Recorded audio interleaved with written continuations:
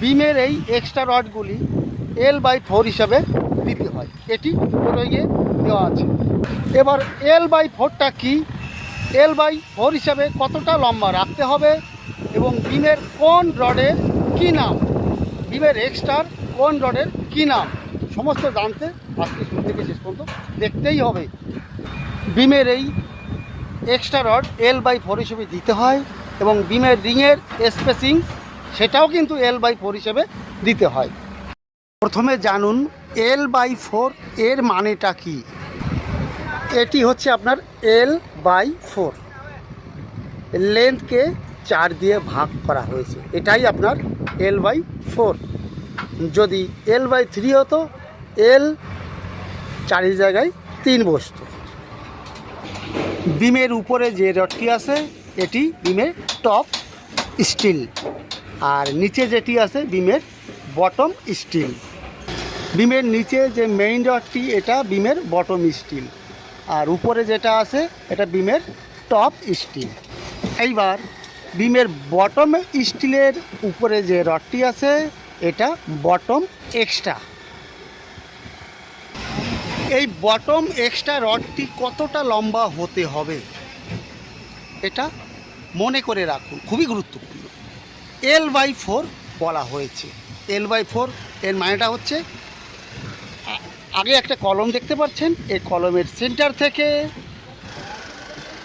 আগের যে কলমটা আছে 2 কলমের সেন্টার আছে আপনার 4 মিটার।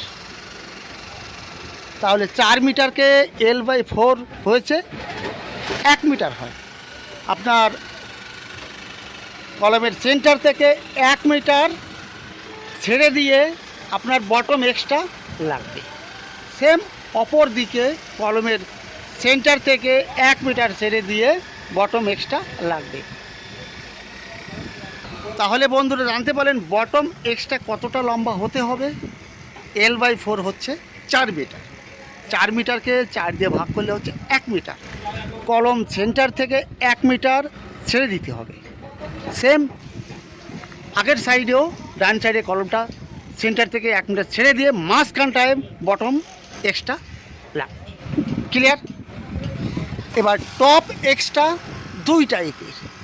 এটা কলমের পাশে যে এক্সট্রাটা আছে এটা সাইড এক্সট্রা। বিমের উপরের রডের নিচে যে রডটি দেখতে পাচ্ছেন ওটি আপনার টপ এক্সট্রা। এই রডটা কতটা লম্বা হতে হবে, এটা আপনার L/4। কীরকম? কলমের সেন্টার থেকে সামনে যে কলমটি আছে এই কলমের সেন্টার আছে 4 মিটার, অর্থাৎ আপনার কলমের সেন্টার থেকে 1 মিটার লম্বা হতে হবে এই এক্সট্রা রডটি। মেইন রডের নিচে যে রডটি আছে এটা বলা হয় সাইড এক্সট্রা। কলমের এক সাইডই আছে এই জন্য সাইড এক্সট্রা। এখানে দেখুন টপ এক্সট্রা কিন্তু আলাদা টাইপের আছে, এটা বলা হয় মিডিল এক্সট্রা।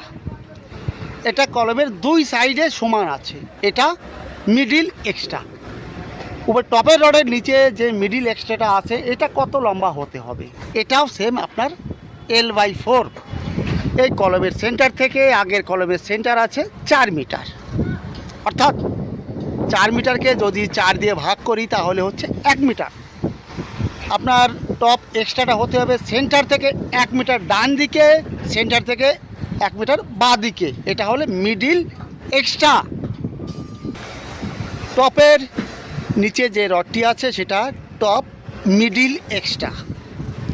এটা মিডিল এক্সট্রা কী জন্য করা হয়েছে? এই বিমটা কন্টিনিউ আছে, কলম আছে চারিপাশে ঘোরানো। যদি 2টো কলম থাকতো তাহলে মিডিল এক্সট্রা হতো না।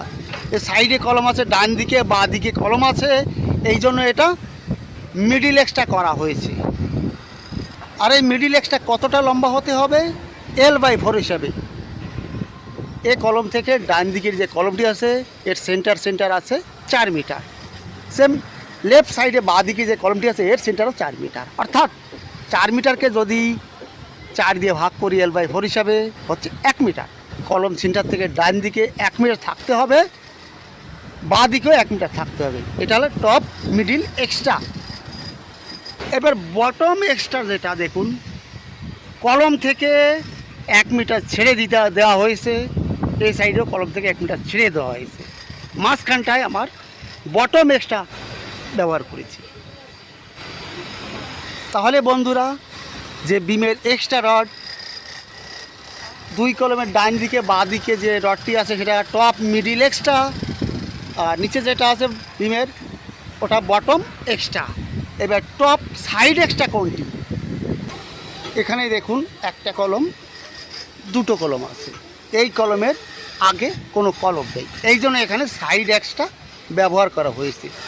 যদি এই কলমের আগে কলম থাকতো তাহলে এই সাইড এক্সট্রা লাগতো না, ডাইরেক্ট মিডিল এক্সট্রা লাগতো। ক্লিয়ার? এটা সাইড টপ সাইড এক্সট্রা কী জন্য লাগলো?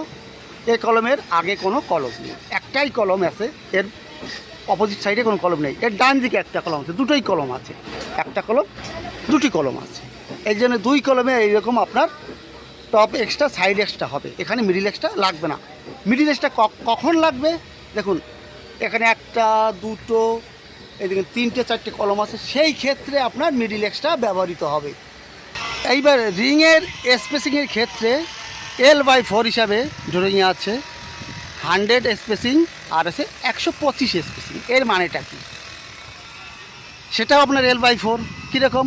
কলম সেন্টার থেকে আগের কলমের সেন্টার আছে 4 মিটার, 4 মিটারকে 4 দিয়ে ভাগ করলে হচ্ছে 1 মিটার। আপনার কলম সেন্টার থেকে 1 মিটার পর্যন্ত হবে 100 স্পেসিং, 100 স্পেসিং। সেম এই কলমের ফেস থেকে 100 স্পেসিং আসবে 1 মিটার পর্যন্ত, আর মাঝখানটায় আসবে 150 স্পেসিং। তাহলে এই ম্যাটারটা বুঝলেন, 100 স্পেসিং, 150 স্পেসিং, L/4 এর মানেটা কি? বুঝতে যদি কোনো অসুবিধা হয় অবশ্যই কিন্তু কমেন্ট করবেন, কমেন্ট করলে অ্যান্সার সঙ্গে সঙ্গে পেয়ে যাবেন। পরবর্তী ভিডিওতে থাকছে কলমের রডের কাটিং লেন্থ কীভাবে ক্যালকুলেশন করতে হয়, এটি অনেক কমেন্ট এসছে, এই জন্য তৈরি করব ভিডিও। তা বন্ধুরা, আপনারাও কমেন্ট করুন, আপনাদের কমেন্টের উপরে ট্রফি তৈরি করবেন। সকলে ভালো থাকুন, সুস্থ থাকুন, অল দ্য বেস্ট।